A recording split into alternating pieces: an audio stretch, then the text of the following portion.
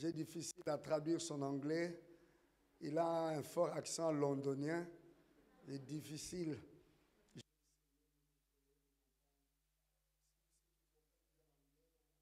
fait des fautes, pardonnez-moi. C'était difficile. En raison du miracle qui s'est passé dans la vie de sa maman, qui devait partir il y a un mois. Bon, le médecin, au mois de mai, lui avait donné pas plus d'un mois de vivre. Et jour après jour, lui-même, il a constaté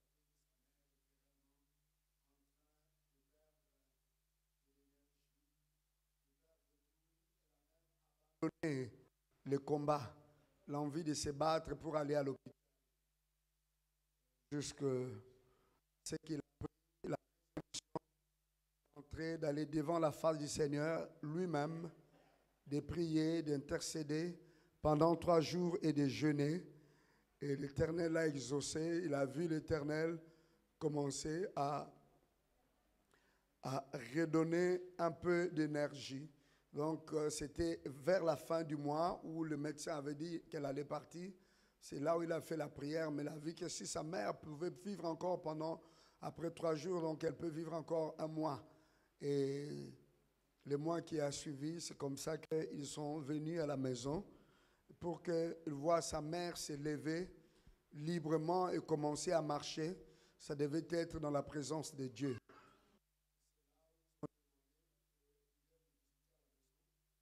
Qui sont venus à la maison chez nous, il a vu sa mère se lever, commencer à 3 ans, ce qu'elle aujourd'hui, elle n'avait plus vu sa mère faire cela. Quand ils sont venus, en prenant le train, la maman était sur une chaise roulante. Elle était faible, elle était sur une chaise roulante. Vous avez vu comment elle est venue. Elle marche toute seule. Dieu est bon. Amen. Nous parlerons d'autres choses le jour où le Seigneur permettra. Ce qu'il accomplit dans la vie de cette femme, peut-être elle-même, elle dira, le jour où l'Éternel nous disposera, nous parlerons aussi. Amen. Que l'Éternel vous bénisse. Amen. Vous attendez ma voix un peu cassée, c'est à cause du travail intense que nous sommes en train d'accomplir avec le Saint-Esprit cette semaine à Liège. Une semaine de réveil, une semaine de puissance, une semaine de gloire, une semaine d'un nouveau départ, d'un démarrage de quelque chose. Aujourd'hui, je veux parler d'un vêtement nouveau. Dans la Bible, nous voyons plusieurs fois, lorsque la vie d'un homme change, il y a aussi un vêtement qu'on vient mettre sur cette personne-là. Je veux parler d'un vêtement nouveau et je veux parler de sa signification. Je vais essayer d'expliquer un peu. Alléluia. Et après cela, nous allons prier le Seigneur. Amen. Donc, nous sommes à la dernière semaine de notre festival à Liège. Si vous voulez être à Liège, vous voulez être logé à Liège de jeudi à dimanche, alors faites-vous signaler pour que notre famille qui est à Liège, donc World Revival Center de Liège, puisse vous loger. Nous aurons le festival à partir de jeudi. Nous aurons le révérend Brooklyn qui sera là, le bishop Claude. Nous allons avoir des artistes tels que Sandra Mbouyi. Nous allons avoir Mireille Bassirois.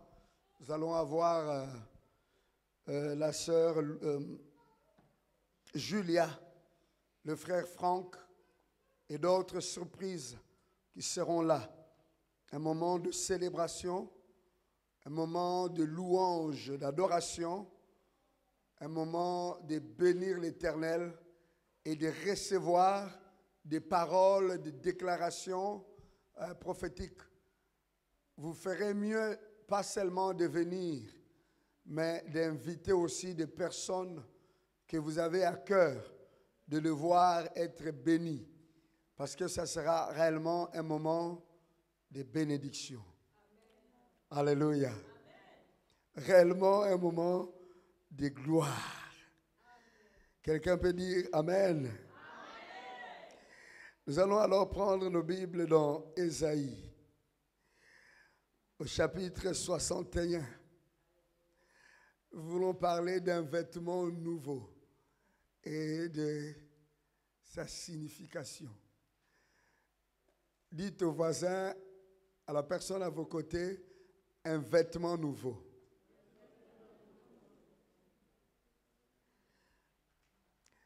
Ésaïe 61, le verset 1 au verset 3.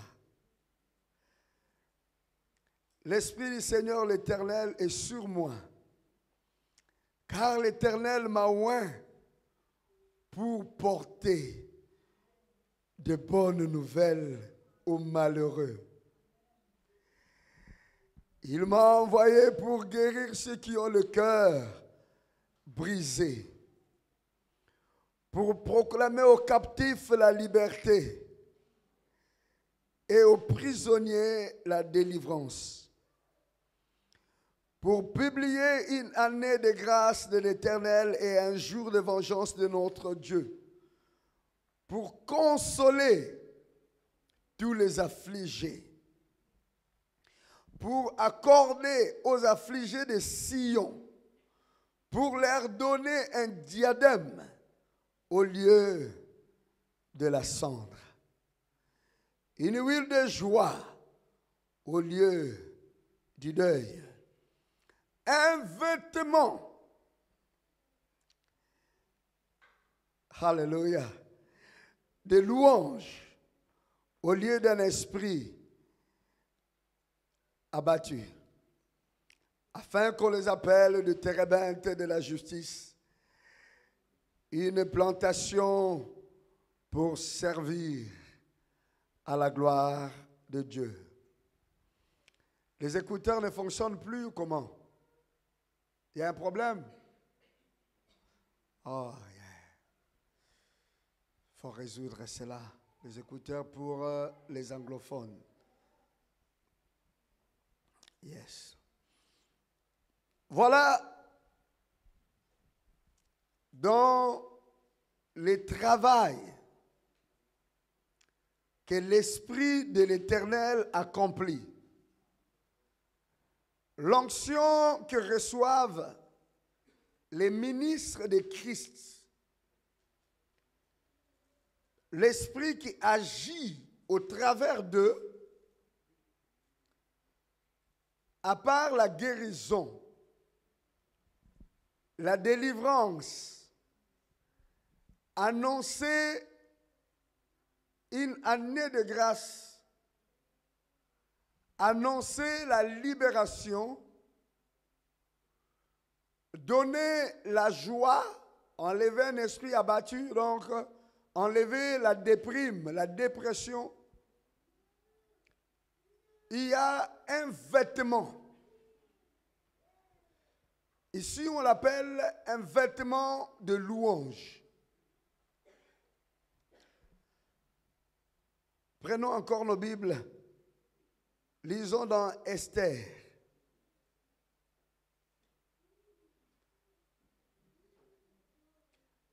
Esther, au chapitre 8.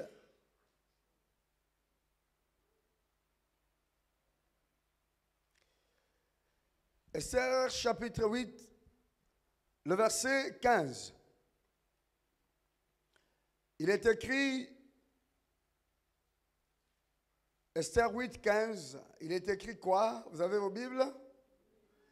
Mardoché sortit de chez le roi avec un vêtement royal, bleu et blanc, et une grande couronne d'or et un manteau de byssus et de pourpre.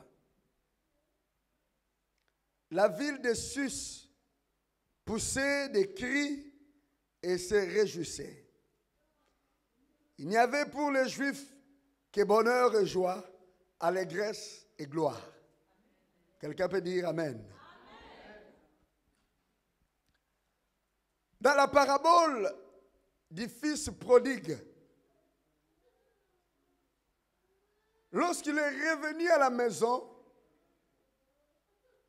parmi les choses que le père avait demandé qu'on puisse mettre sur l'enfant, c'était de mettre un vêtement de fête et l'anneau.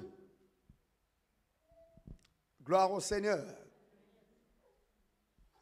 Dans la parabole des convives ou des invités, la porte était ouverte à tout le monde. Les invités n'avaient pas répondu, mais celui qui avait organisé sa fête avait demandé que l'on puisse aller chercher des boiteux, des aveugles, ceux qui traînent, des sans-abri qui traînent dans les rues, les pauvres, toutes ces personnes, forcez-les d'entrer dans ma maison pour que ma maison soit remplie.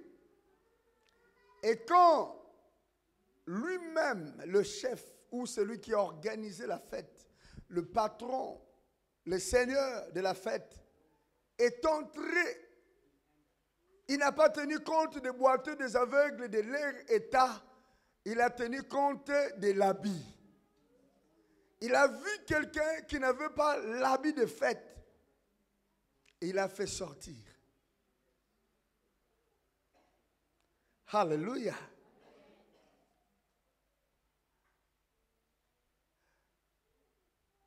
Le souverain sacrificateur Josué, dans le livre du prophète Agé, on nous montre que le diable l'accusait à cause des vêtements sales et déchirés qu'il portait. Et le Seigneur Dieu est venu intervenir pour dire, ôtez-lui ces habits-là et mettez d'autres habits. Revêtez-lui des autres habits. Des habits de gloire, des habits de fête. Et mettez un turban qui est comme une couronne. Ouais. Une sorte de chapeau d'honneur que l'on met surtout en Inde. Et qu'il y ait un diadème ou encore une pierre précieuse sur ces turbans et même un anneau. Gloire au Seigneur. Ce n'est pas en vain Jésus-Christ. Lorsque on l'a arrêté, on était en train de l'humilier, de le fouetter, de l'insulter, de cracher sur lui. Mais quelque chose de très spécial s'est passé. Le roi a pris son manteau. Hérode, il a dit, comme tu es le roi des Juifs, alors, comme pour se moquer, mais c'était une action prophétique. Il a pris son manteau, il a mis sur Jésus. Il a dit, mettez sur lui ce manteau du roi.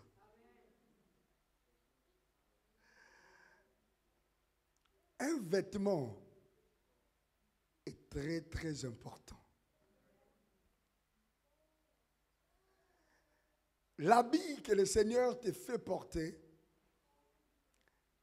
est très important. Sans cet habit du Seigneur, tu ne pourras pas assister à la fête. Sans cet habit du Seigneur, la nouvelle saison ne va pas se faire remarquer. Mardoché fut une sentinelle, un gardien à la porte du roi, du palais royal. Vous savez, les sentinelles, les gardiens, les gens de sécurité, ils ont l'air habits qui les distinguent de tous, qui montrent qu'ils sont des portiers. Ils sont des surveillants à la porte. Cet habit, c'est simplement sur la porte. C'est pour garder la porte. Mais pour entrer dans le monde de commandement et de prendre des décisions, de signer des décrets, il a fallu que Mardochée, la Bible, il n'était pas le roi, c'était dans un royaume étranger.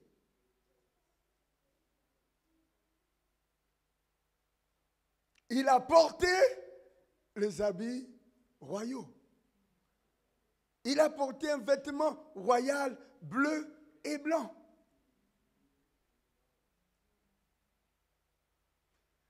Dites au voisin que l'Éternel te donne le vêtement qu'il faut.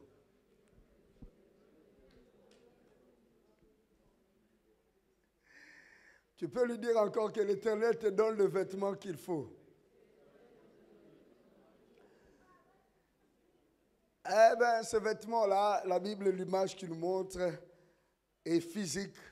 Mais le vêtement du Seigneur dont nous parle l'Esprit, c'est un vêtement, bien sûr, spirituel, mais qui a de l'impact dans le physique.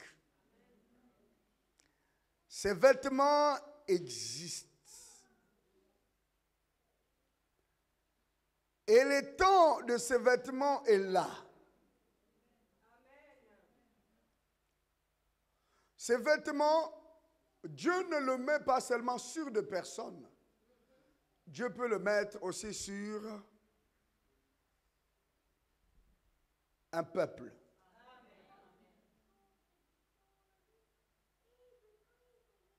Après la circoncision des enfants d'Israël, au temps de Josué, lorsqu'ils ont traversé les Jourdains, ils les ont circoncis. Tous ceux qui venaient du désert, parce qu'il n'y avait pas de circoncision dans le désert, mais pour prendre possession de la ville de Jéricho, ils ont dit renouveler l'alliance avec Dieu, les hommes. Les garçons étaient circoncis. Et Josué a appelé cet endroit Gilgal. Il a dit, l'Éternel a enlevé l'opprobre au-dessus de nous. Il a dit, il a enlevé le vêtement de honte au-dessus de nous. Il a enlevé la couverture de honte au-dessus de nous. Il y avait un vêtement pour tout Israël. L'image de Josué, il représente, il est le souverain sacrificateur. Par Josué dont nous parlons, de Gilgal, celui-là c'était le général. Ce n'est pas le prophète comme le souverain sacrificateur. Je parle de Josué, souverain sacrificateur dans le livre d'Agé. Ce n'est pas le même Josué, ce n'est pas la même personne. Le voyant portant les habits déchirés, ce n'était pas sa propre personne. Mais le souverain sacrificateur était le représentant de la nation. Il était le représentant du peuple devant Dieu. Alléluia. Donc les vêtements qui étaient sur lui n'étaient pas à lui. C'était les vêtements de tout Israël. L'opprobre, le péché, les mépris qui étaient sur le peuple, qui étaient visibles aux yeux de Satan. Et il en profitait pour accuser.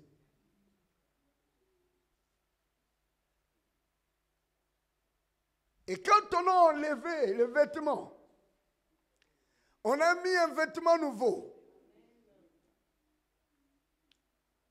Les paroles ont commencé à sortir. Qui que tu sois haute montagne, tu seras aplani. Devant qui? Devant Zorobabel, qui était le gouverneur.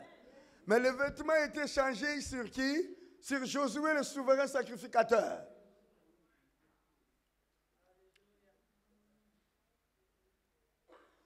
C'était le moment où il fallait reconstruire le temple. Une parole qui sort encore. Ce n'est ni par la puissance, ni par la force, mais par l'Esprit du Seigneur que sera bâti le temple. Mes frères et sœurs, j'ai une bonne nouvelle pour vous. C'est que l'Éternel apporte à notre communauté un vêtement nouveau.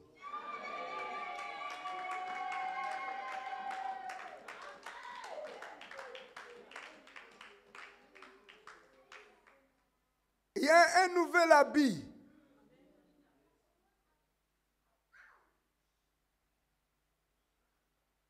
Il y a un nouveau vêtement. Pour que la fête, nous entrons dans le fête, il faut un habit nouveau.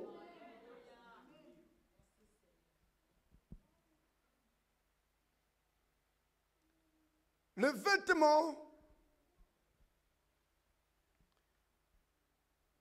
c'est l'ensemble des programmes divins. L'ensemble des forces, l'ensemble des capacités, l'ensemble de l'assistance spirituelle et divine que l'Éternel vient mettre à la disposition des gens, de la communauté. C'est ça le vêtement.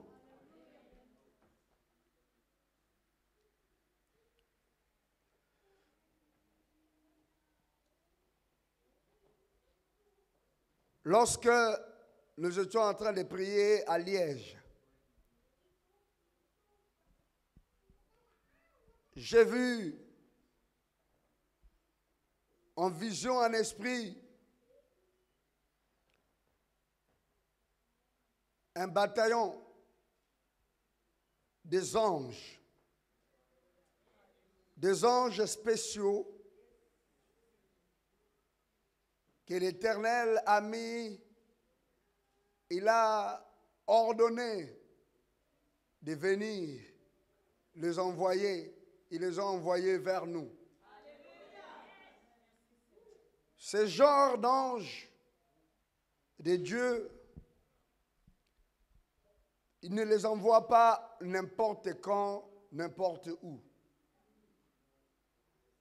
Il y a des myriades d'anges.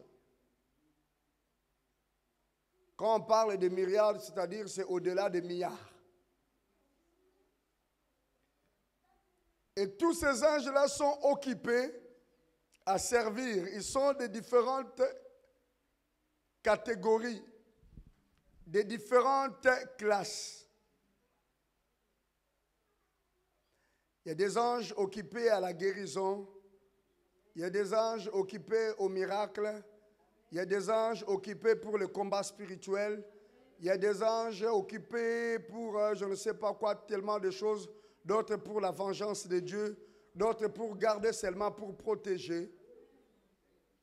Il y en a de différentes classes, de différentes fonctions et de différentes catégories.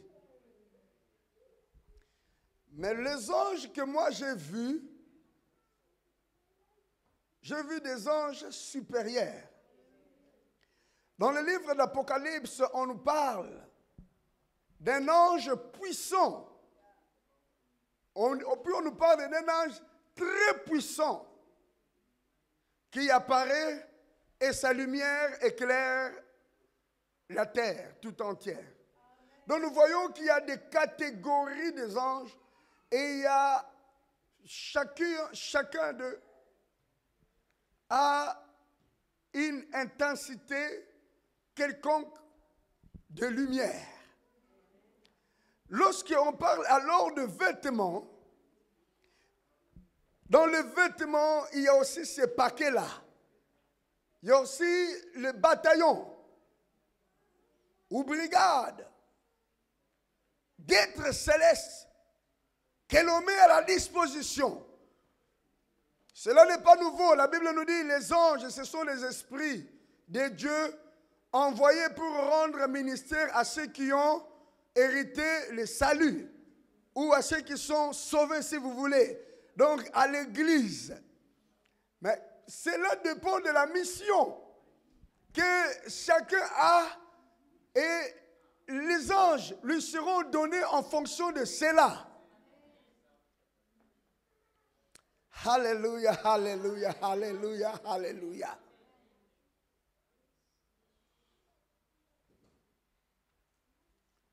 Les anges sont là pour garder les serviteurs de Dieu, pour garder les enfants de Dieu. Les anges sont là pour les protéger. Le prophète Élisée a dit, ceux qui sont avec nous sont plus nombreux que eux. Géasi ne voyait pas, mais ces êtres étaient là.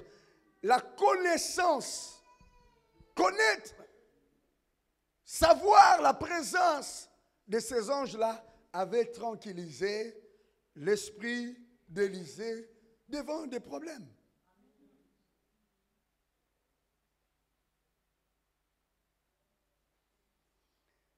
Sur cette terre, certaines choses ne peuvent pas s'accomplir s'il n'y a pas un contenu spirituel spécifique pour que cela s'accomplisse. La Bible nous dit que c'est par la foi que nous croyons que ce que nous voyons vient de ce que nous ne voyons pas. Quand vous voyez des accidents se passer, quand vous voyez des guerres se passer, quand vous voyez des malheurs arriver, quand vous voyez Ebola, quand vous voyez l'économie monter, descendre, vous pensez que c'est seulement les mains d'hommes qui sont en train d'œuvrer là derrière, ou bien là-dedans, il y a des mains des esprits.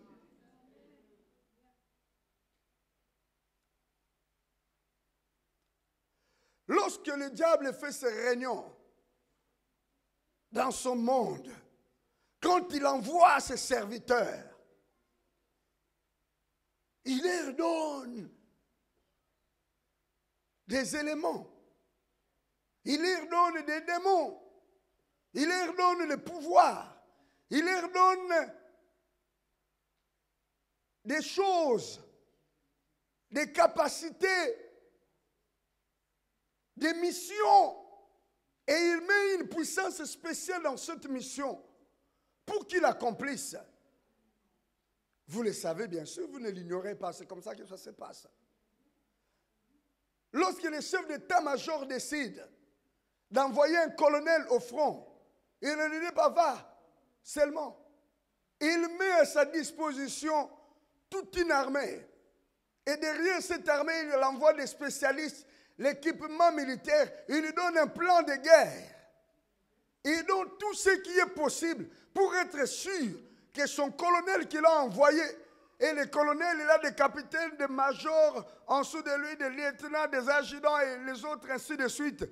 Il doit être sûr que ce que je t'ai donné, j'ai mesuré la capacité de l'ennemi. Il donne le plan de guerre, la stratégie. Il doit être certain qu'il va accomplir la mission. La Bible ne nous dit-elle pas que lorsque Jésus-Christ, après avoir dit la moisson est grande mais il y a peu d'ouvriers, il appela les 12 et leur donna le pouvoir de chasser les démons, de guérir les malades et les envoyant. Il a dit allez, n'allez pas partout, allez dans la maison des enfants d'Israël, des brebis d'Israël qui sont perdus. N'allez pas de maison en maison, mais dans la maison où vous allez entrer, entrez, restez là, mangez, buvez ce que l'on va vous donner. Guérissez les malades, ressuscitez les morts, purifiez les lépreux. Il leur a donné le pouvoir. Alléluia. Et il travaillait sur terre, il voyait simplement les démons leur étaient soumis, il voyait les malades être guéris, Ils ne comprenaient pas. Mais Christ, qui était plus spirituel qu'eux, ils voyaient simplement dans le physique. Mais dans le spirituel, Christ a dit, je voyais Satan tomber du ciel comme l'éclair. Or, Satan ne peut pas tomber. Il n'a pas dit, il descendait, il a dit tomber. Quand quelqu'un tombe, c'est-à-dire on l'a poussé. Qui l'a poussé? C'est un ange qui s'est combattu, qui a battu. Un ange capable. Parce que Satan était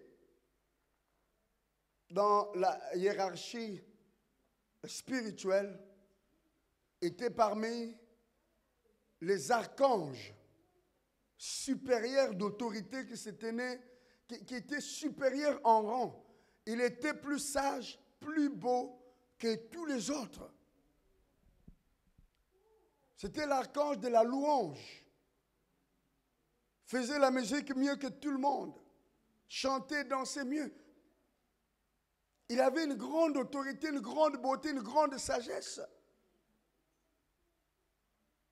Et avec ça, il était accompagné toutes sortes d'armes.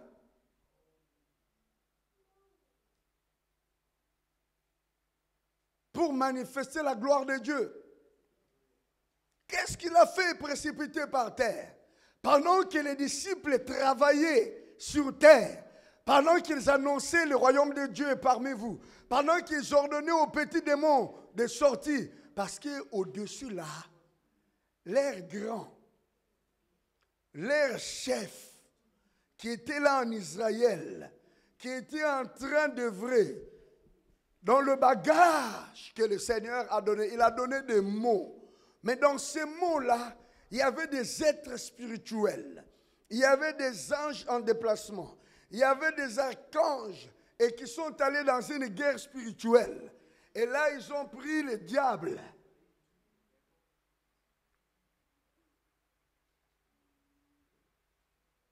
Et ses généraux, ses principautés, ses dominations, ses chefs, ils les ont pris et ils les ont précipités sous la terre pour qu'ils ne puissent plus bloquer le travail du Seigneur.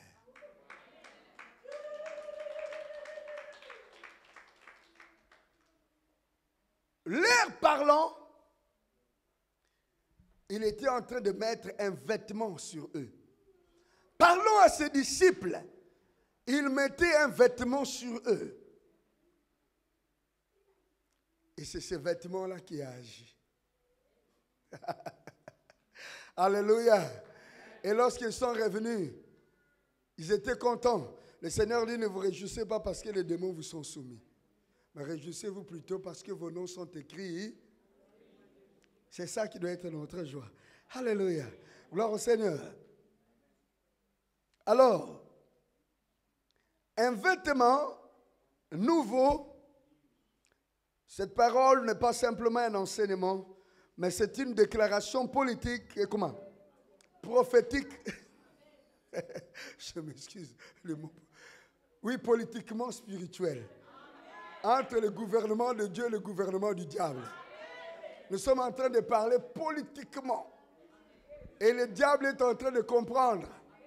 Notre annonce est prophétique. Parce que le prophétique est l'action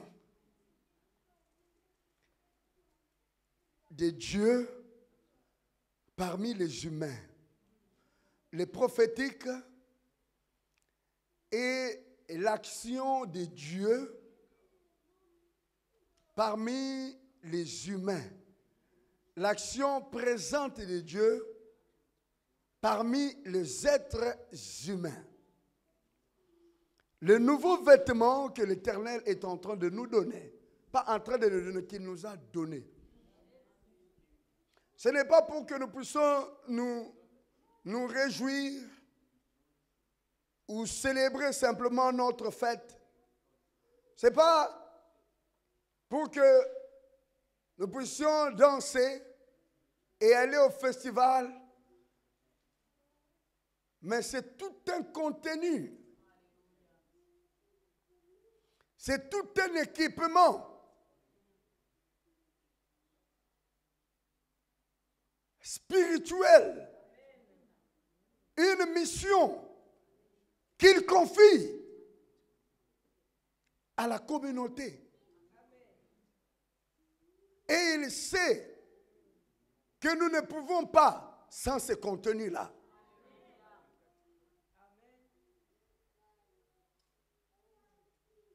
Pourquoi le donne-t-il à nous? Parce qu'il ne le donne pas seulement à nous, il le donne aussi à chaque communauté, mais à chacun son temps.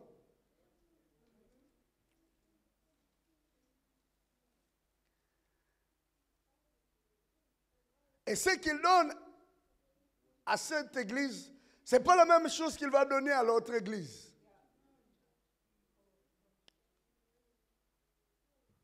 À chacun son temps, à chacun sa mission.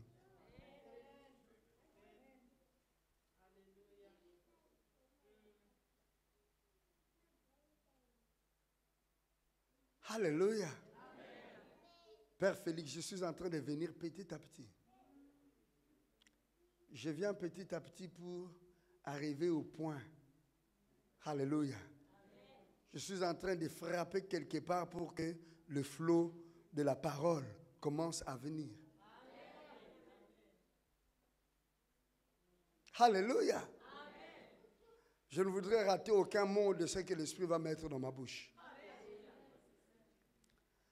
Alléluia, alléluia, alléluia, alléluia. Lorsque le Seigneur a appelé les authentiques,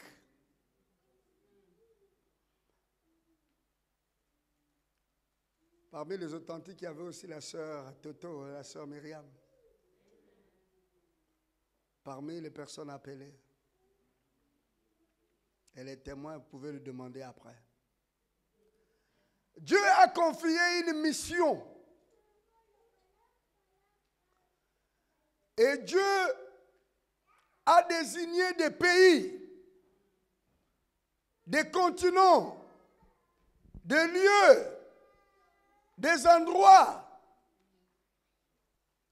où ils pouvaient travailler pour accomplir une œuvre. Et quelle œuvre les réveille?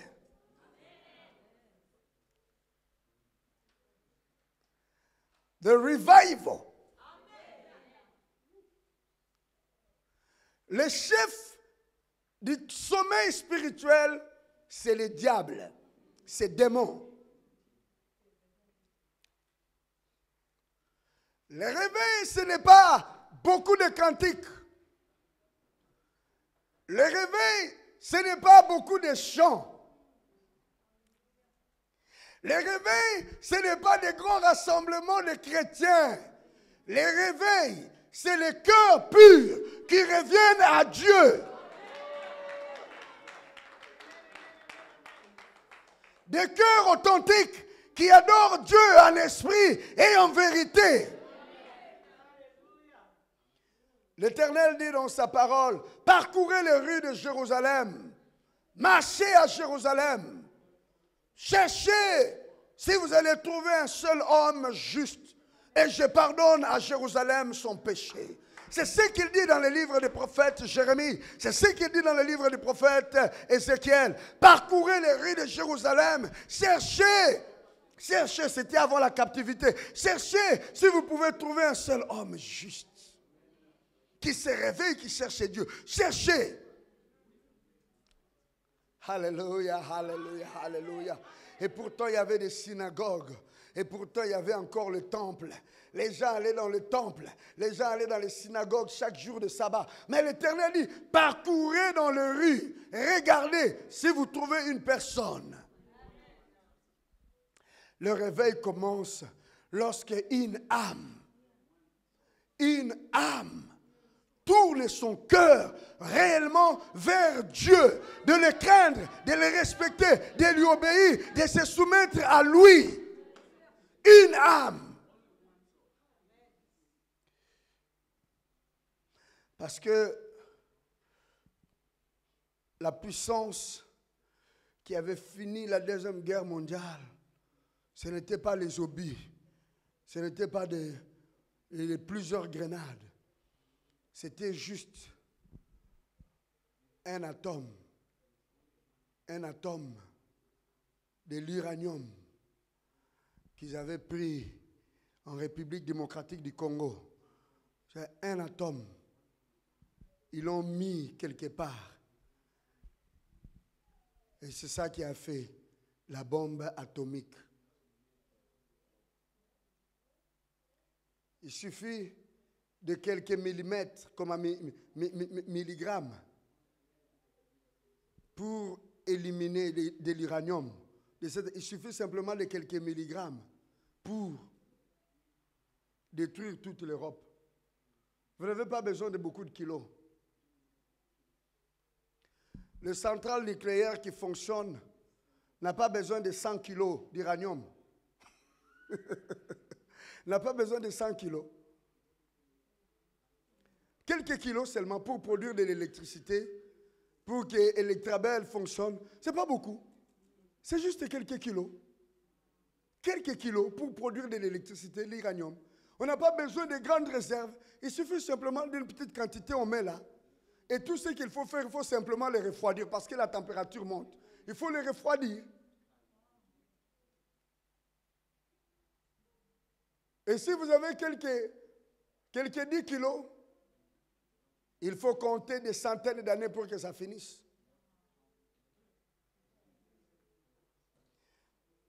Nous valons plus que l'uranium. Au-dedans de nous, il y a plus que l'uranium. L'esprit humain, en contact avec l'Esprit de Dieu, pour que l'Éternel combatte le plus grand royaume de la planète, le plus grand empire de la planète, l'Égypte. Il n'avait pas besoin d'une armée, il avait besoin d'un cœur. Et il a trouvé un berger derrière les brebis de son beau-père, Moïse. Il a trouvé cet homme. Il a pris un homme. Il l'a envoyé en Égypte pour aller combattre les sorciers, les astrologues, l'armée d'Égypte, les magiciens et toute l'Égypte. Un homme qui ne sait même pas parler, qui a des difficultés à parler, avec un bâton qu'il a coupé dans la forêt, dans la brousse. God needs you. Dieu a besoin d'un homme. Et cet homme-là, c'est toi. La reine d'Angleterre, Victoria, qui dit, je crains les prières de John Knox plus que toute l'armée de l'Angleterre. Le prophète Élisée a dit à son père spirituel lorsqu'il partait, il a dit, mon père, tu valais plus que toute l'armée d'Israël et sa cavalerie.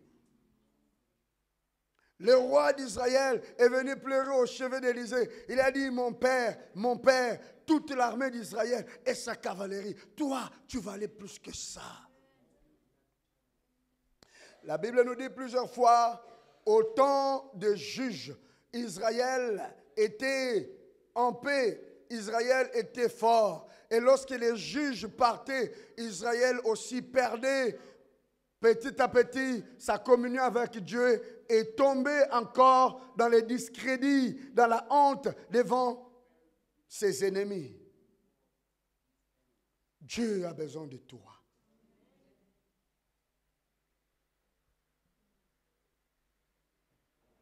Des fois, nous sommes en train de chercher beaucoup de personnes.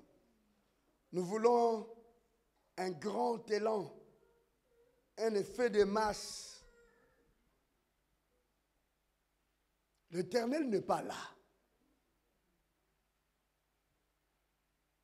Au jour du prophète Élie, il a dit, regardez les prophètes de Baal, 400 de Baal 450 d'Astarté.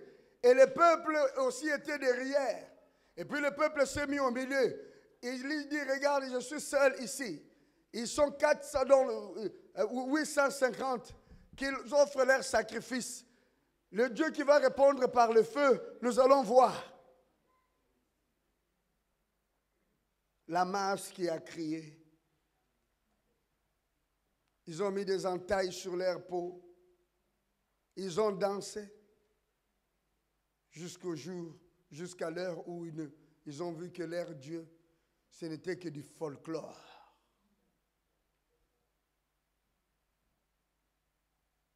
Et pourtant, ils mangeaient à la table du roi. Et pourtant, c'était des prophètes en Israël. Et pourtant, tout le peuple était derrière eux. Et il dit, regardez, je suis resté seul. Mais il y avait 7000 autres que Dieu avait gardés pour lui seul. Il se réjouissait. Dieu se réjouit de ces hommes. 7000, c'était dit, mais pour celui qui sort, c'est moi. Je suis là, on va voir le Dieu qui répond par le feu. 850, rien. Une personne, le feu descend. Dieu a besoin de toi, mon frère. Dites à la personne à tes côtés, Dieu a besoin de toi. Dieu te veut. You, toi, l'Éternel a besoin de toi.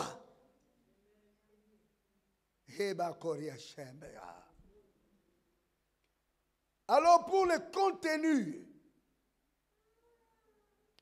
que l'Éternel donne à World Revival Center, c'est pour affirmer, ou le vêtement qu'il donne, c'est pour affirmer la mission qu'il donne à cette église. Vous avez été mis à l'épreuve, vous avez été testé jusqu'au moment où l'Éternel a dit, le test, vous l'avez réussi. Maintenant, je mets sur vous un vêtement nouveau pour que vous puissiez évangéliser dans ce monde avec la force que je vous donne. L'expérience de ce revêtement, certaines personnes ont commencé à l'expérimenter pendant la prière de Liège de la semaine. Vous allez encore l'expérimenter. Beaucoup vont l'expérimenter pendant le festival de Liège. C'est un vêtement de puissance. C'est un vêtement de sanctification.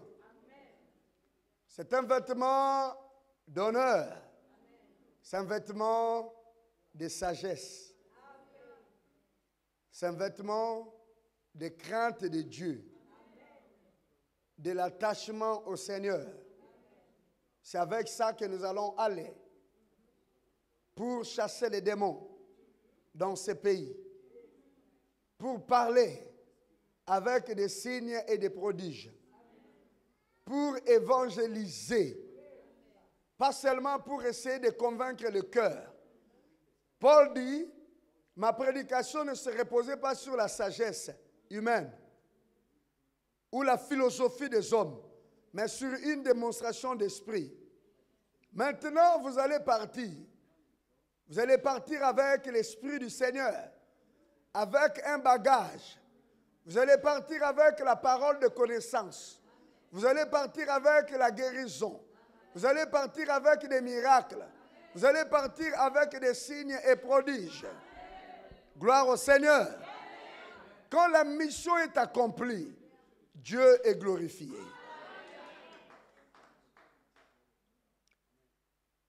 Quand les démons sont chassés, Dieu est glorifié. Quand les malades sont guéris, Dieu est... La présence de la sœur Myriam et même de son fils qui a voulu témoigner, c'était pour vous, pour que vous puissiez écouter. Qu'est-ce qui m'avait poussé d'aller là-bas à Londres?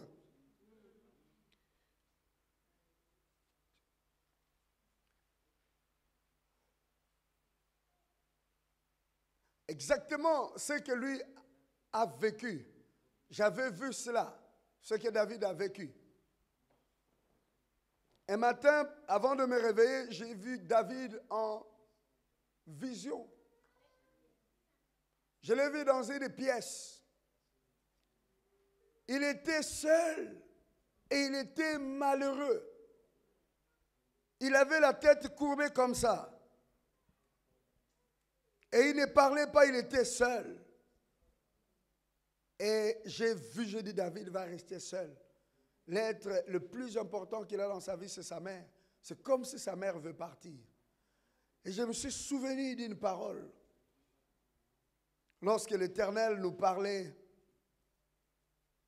des choses de la séparation que nous avons connue. En quittant Zion Temple, avant cela, j'étais à la montagne de prière. Je vous avais dit, le Seigneur m'avait dit certaines choses, je vous les dirai un jour. Et lorsque j'ai prié dans cette montagne-là, au mont Tabor, le Seigneur m'avait dit une chose. Il m'avait dit, toute personne pour laquelle tu prieras de tout ton cœur, que tu mettras tout ton cœur, je le guérirai. J'ai saisi cette parole. Vous savez, cette fille, elle m'a coûté cher, cette fille que vous voyez, Myriam. Elle m'a coûté presque ma vie à Kisangani. Lors de la première guerre de Kabila, de la libération,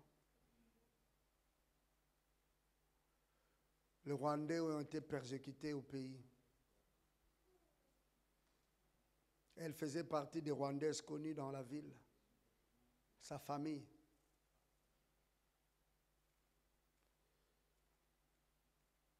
On avait arrêté plusieurs, je ne sais pas s'il y avait ceux qui étaient tués, violés, mis en prison, maltraités. Et cette nuit-là, c'était la nuit, le soir, lorsque j'ai appris qu'on l'on persécutait. J'ai quitté là où j'étais. J'étais logé quelque part, dans une chambre, chez un ami. J'ai quitté. Je suis allé vite la nuit, chez eux. Je vois encore l'image. J'arrive comme ça chez eux, je les trouve debout, je la trouve debout avec sa maman, ne sachant où partir, et il y avait le pasteur Guy qui était là.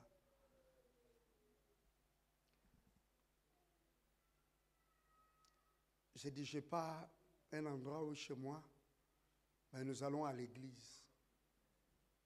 Je n'ai pas demandé au pasteur, mais nous allons à l'église, c'est l'église de Dieu, c'est l'église des chrétiens. Ils ont mis des vêtements pour cacher les visages, les nez et les fronts. Et on marchait, quand on rencontrait quelqu'un, je commençais à parler un grand lingala. Avec l'accent de Kinshasa pour qu'on ne demande même pas de questions. On arrive à l'église. 2 jours après, les responsables de l'église, les pasteurs et les autres, ils disent, vous ne pouvez pas rester ici. On était dans la chambre de prière, on ne pouvait pas rester ici. Parce que les gens savent déjà que vous êtes là. Les étudiants de l'UNIKIN savaient qu'on était là. Et ils se sont signalés. Ils ont dit, il y a des Rwandais dans l'église des Assemblées de Dieu. On doit aller les arrêter. Et on nous a mis au courant, les étudiants viennent. Et disent, on ne peut pas sortir pendant le jour. Qu'est-ce que nous pouvons faire? Il dit, oh Seigneur, ce qui était arrivé au jour de Sodome et Gomorrhe, tu avais aveuglé leurs yeux, ils ne trouvaient pas la place. Que cela arrive à ces groupes d'étudiants qui sont en train de venir. Pendant qu'ils venaient, ils étaient sur la route. Il y a eu la division des langages. Les gens disaient, non, non, ils ne sont pas à l'église. On nous a dit qu'ils sont là. Non, non, non, ils sont à l'église. Il y a eu division des langages et puis ils ne sont pas arrivés. Et on était bel et bien à l'église. Mais ils se sont séparés. Les autres disaient, ils sont là. Ils ne sont pas arrivés au but. Et le soir, je me souviens, je l'ai mis sur un vélo. Elle a mis encore un foulard sur sa tête. et encore sur la bouche. Et on pédalait la nuit sans lampe. On allait quelque part, dans une maison que quelqu'un avait accepté de nous louer en cachette. On traversait des endroits obscurs, la brousse. J'ai dit au Seigneur, est-ce que tu l'avais sauvée au travers de moi en ce moment-là pour qu'elle vienne mourir maintenant jeune et laisser son fils orphelin sans avoir vu les enfants de son fils?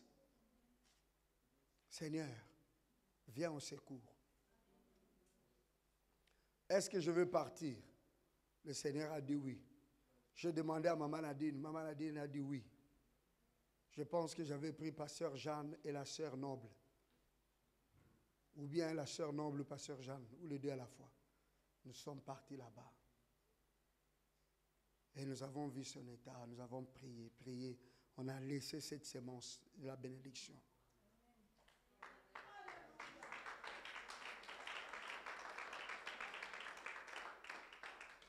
Et quand je revenais, je disais à Maman Nadine, ce n'est que Dieu qui peut faire quelque chose. Parce que son état, on ne sait même pas de quoi est-ce qu'elle est malade. Vous savez, quand vous priez pour quelqu'un qui a la malaria, tu dis malaria, je te chasse. Quand vous priez pour quelqu'un qui a la tuberculose, tu dis tuberculose, je te chasse. Mais quand vous priez pour quelqu'un dont vous ne connaissez pas la maladie, vous ne savez même pas qu'est-ce que vous pouvez chasser. Vous demandez simplement la grâce de Dieu, comme le Fils a dit. Et aujourd'hui, nous rendons grâce à Dieu de le voir dans cette église.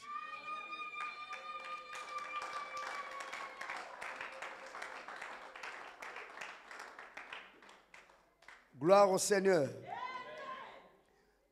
Cependant, vous devez savoir une chose. Les vêtements que l'Éternel met sur vous a des conséquences. A des conséquences directes sur votre vie, a des conséquences directes sur votre environnement, donc votre milieu. Lorsque Mardoché a eu ses vêtements, la famille de Naaman et Naaman devait être éliminée, supprimée. Les ennemis des Juifs devaient être supprimés. Ils devaient partir au-delà. Et les Juifs, la Bible nous dit, il n'y avait que joie et bonheur. N'est-ce pas ce que nous avons lu? N'est-ce pas? Au verset 16. Il n'y avait pour les Juifs que bonheur et joie, allégresse et comment? Et gloire. Mais quand vous remontez, vous allez au chapitre précédent, vous allez voir la famille de Naaman.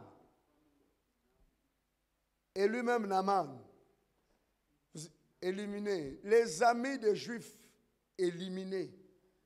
Et pour les Juifs, il y a eu aussi de nouveaux amis. Même ceux qui ne les aimaient pas sont venus s'attacher à eux.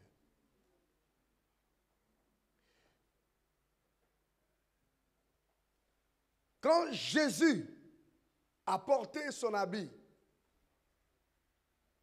et qu'on a commencé à se moquer de lui,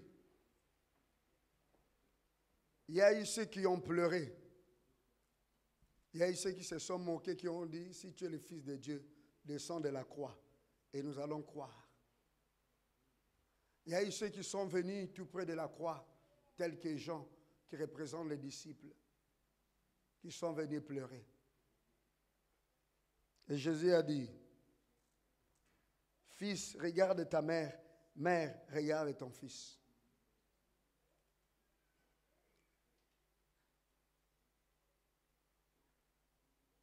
Il y a eu ceux qui ont dit, cet homme était vraiment le Fils de Dieu. Il y a directement quelque chose qui se passe. Quand tu mets un nouveau vêtement, il y a une partie des personnes qui viennent, qui accompagnent cette joie, ces vêtements-là. Il y a aussi une partie des personnes qui partent, qui s'éliminent. Les vêtements de joie, les vêtements d'allégresse, comme nous le voyons dans l'histoire de Mardochée, ça s'est répété de la même façon à chaque moment qu'il y avait un vêtement nouveau, une huile de joie, un renouveau dans l'histoire du peuple de Dieu. Lorsque Dieu est venu mettre un vêtement nouveau au XVIe siècle, 16e au XVIIe siècle sur Martin Luther, il y a eu tant de personnes qui sont morts le jour de la réforme du protestantisme. Beaucoup sont morts, sont partis. Il y a aussi un élan nouveau qui est entré en Allemagne. L'Allemagne est devenue une grande puissance en technologie et dans les sciences. L'Allemagne est devenue une grande puissance. Gloire au Seigneur.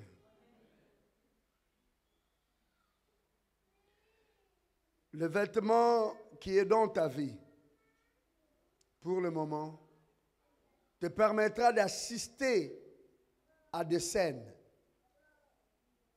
d'assister à des événements.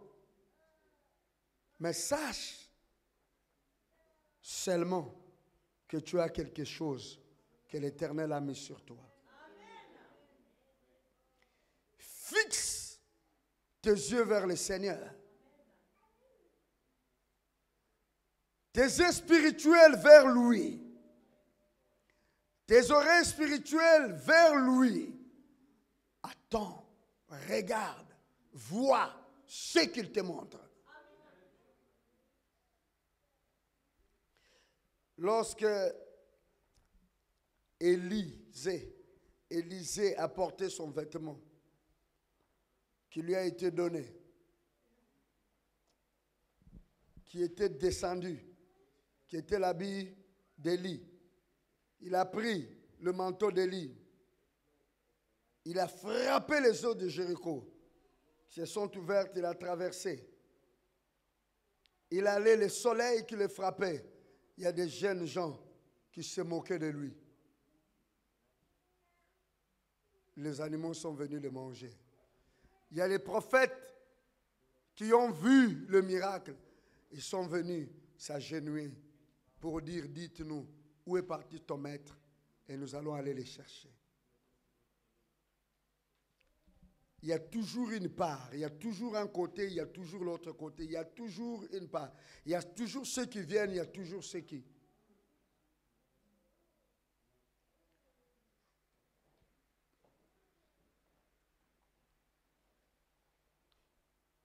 Mes frères et sœurs, cette saison nouvelle, ce temps nouveau, ce temps de grâce, ce temps de gloire, c'est un temps où nous devons changer notre manière de vivre, notre manière de communier avec Dieu.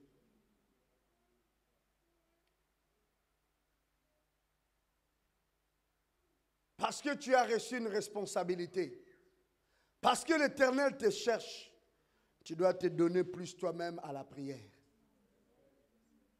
Tu dois abandonner les distractions dans lesquelles tu étais souvent, les divertissements où tu étais accoutumé. Tu dois commencer à chercher l'Éternel plus qu'avant.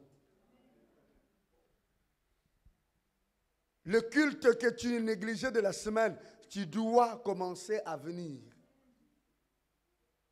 Des retraites de prière que nous allons reprendre, tu dois commencer à venir. Des veillées de vendredi des intercesseurs, nous devons le rendre la veillée de l'église. Où nous allons venir, nous prions à l'unisson. Les retards où tu viens à l'église, ça commence à 10 heures et toi tu viens après. Tu dois essayer de les arrêter. Tu dois t'efforcer. Des dîmes et des offrandes que tu ne donnes pas, tu dois changer de comportement, tu vas commencer à les donner. La vie du désordre dans laquelle tu marchais, tu faisais ce que tu veux, tu disais ce que tu veux, tu agissais comme tu veux, Tu dois arrêter cela et commencer à consulter l'Éternel. Tu dois mettre ta vie en ordre à cause du vêtement que l'Éternel est venu déposer sur toi.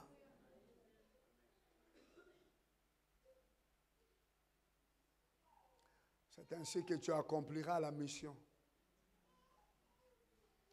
Si après avoir entendu ces paroles, l'Éternel ne fait jamais quelque chose sans avoir annoncé à ses serviteurs, les prophètes. Si nous parlons comme des envoyés des prophètes de Christ, c'est pour que vous sachiez ce que Dieu est en train de dire dans l'assemblée, ce qu'il est en train de dire parmi vous. Et que vous preniez la chose à cœur et que vous puissiez courir avec Dieu.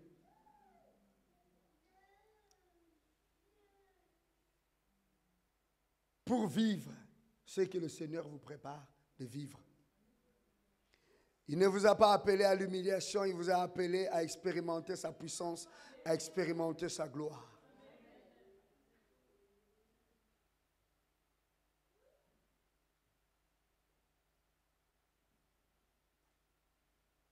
Et pour cela, tu dois te décider de te donner à Dieu, de te donner toi-même à Dieu. Tu dois accomplir Romains 12, 1. Tu dois donner ton corps comme un sacrifice vivant à Dieu. Tu dois t'attacher, t'accrocher. Tu dois te réveiller. Tu dois prendre conscience du temps. Tu dois prendre conscience du moment et marcher avec le Seigneur pour accomplir ses œuvres. Si alors, malgré ce que nous sommes en train de dire, tu n'écoutes pas, tu ne suis pas,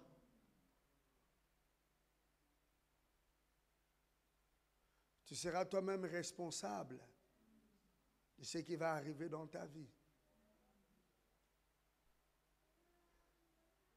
Quand tu vas entrer dans le cycle des 40 ans du désert, nous serons simplement témoins de ce que tu vas vivre. Mais si tu saisis la parole du Seigneur, si tu saisis la parole de Dieu, si tu saisis ce que l'Esprit de Dieu te dit, et tu dis, je vais marcher dans le voie du Seigneur, tu seras le futur Élisée. Tu seras le futur Élie. Tu seras le futur Moïse. Dans très peu de temps, très peu de temps, tu vas voir les témoignages qui vont commencer à se faire entendre au travers de ton ministère, au travers de ta personne, au travers de ce que Dieu a mis dans ta vie. Tu vas entendre, les gens vont commencer à venir témoigner par-ci, par-là, dans l'église, des choses, des guérisons, des miracles, des merveilles que l'Éternel a accomplies dans leur vie, au travers de ton ministère.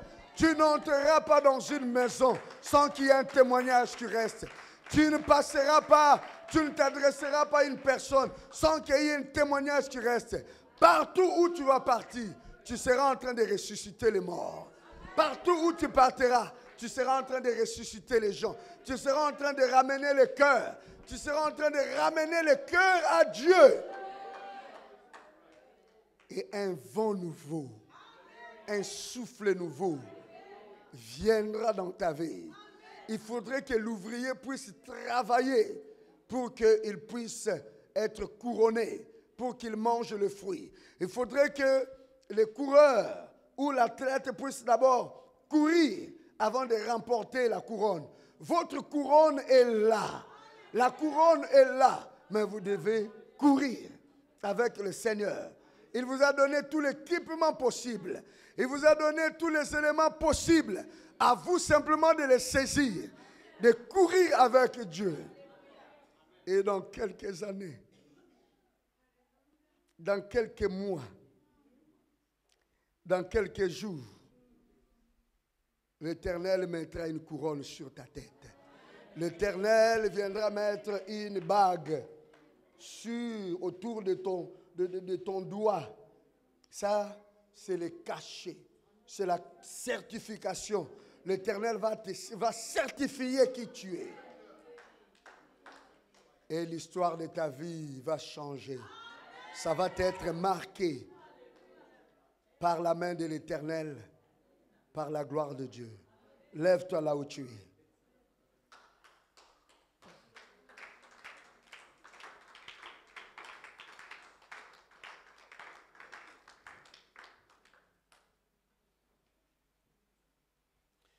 Tu prends ta Bible en main et tu vas prier.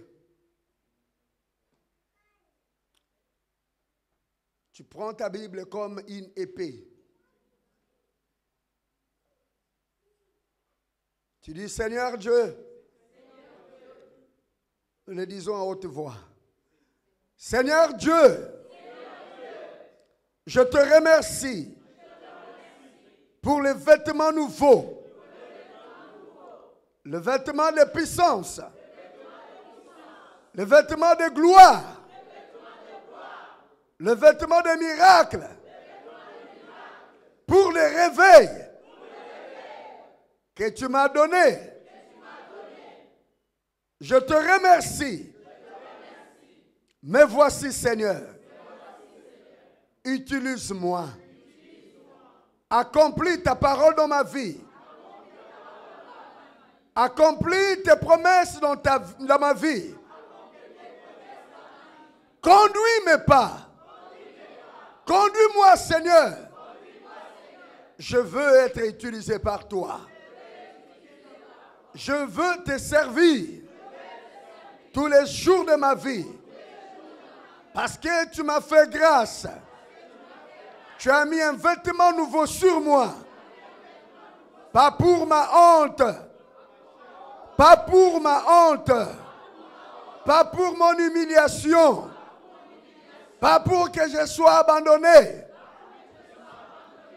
Mais parce que tu m'as choisi. Pour la gloire de ton nom. Pour ton honneur. Pour que ton nom soit connu. Pour que les âmes reviennent à toi. Me voici, Seigneur. Et conduis-moi. Je renonce à la vie passée, à la négligence passée, à l'indifférence du passé. J'accepte ces vêtements et de marcher selon ta volonté. Au nom de Jésus. Amen. Je vais prier pour l'Église. Seigneur, je viens remettre entre tes mains ta maison, tout un chacun en ces lieux. Voici ce que tu as dit. Nous l'avons dit à ton Église. Ce que tu as donné, nous l'avons transmis. Cher Saint-Esprit, viens maintenant prendre soin de tes serviteurs et de tes servantes que tu veux utiliser, que tu veux amener, ô Dieu, à accomplir ton travail, à mener ton réveil dans cette ville, dans ces pays et dans les autres villes du monde. Yahweh, viens sur eux, parle à leur cœur, parle à leur esprit, pour qu'ils entendent de leur cœur ta voix, pour qu'ils entendent de leurs oreilles ta parole et qu'ils se mettent à l'exécution de ta volonté. Par le pouvoir et l'autorité que tu m'as donné, je m'élève contre tout esprit impur, contre tout esprit de confusion, contre tout esprit de la sorcellerie, contre tout esprit d'envoûtement qui veut leur arracher ta parole, qui veut arracher à ton peuple la mission, qui veut leur arracher le ministère, qui veut leur empêcher d'entrer dans ces nouveaux temps, dans cette nouvelle saison. Au nom de Jésus, esprit impur, esprit malin, esprit mauvais, je te lie au nom de Jésus. Et je t'envoie dans les lieux arides. Au nom de Jésus, sors et va dans les lieux arides. Au nom de Jésus.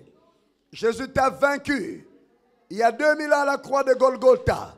Et tu n'as aucun pouvoir sur cette assemblée. Tu n'as aucun pouvoir sur cette église. Tu n'as aucun pouvoir sur les appelés, les élus. Tu n'as aucun pouvoir sur eux. Au nom de Jésus, je brise ton activité. J'anéantis ta force. J'annule ta mission. Au nom de Jésus-Christ. Cher Saint-Esprit, manifeste-toi dans la vie de tes enfants. Fais-les du bien et conduis-les. Car tu es notre paraclet. Tu es le consolateur. Tu es le guide. Guide ton église. Guide ton peuple. Guide chacun de tes enfants. Alléluia. Pour accomplir la volonté du Père.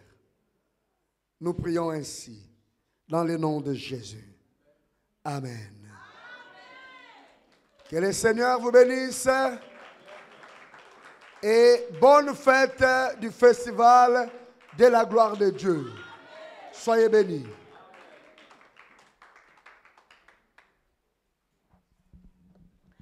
Alléluia.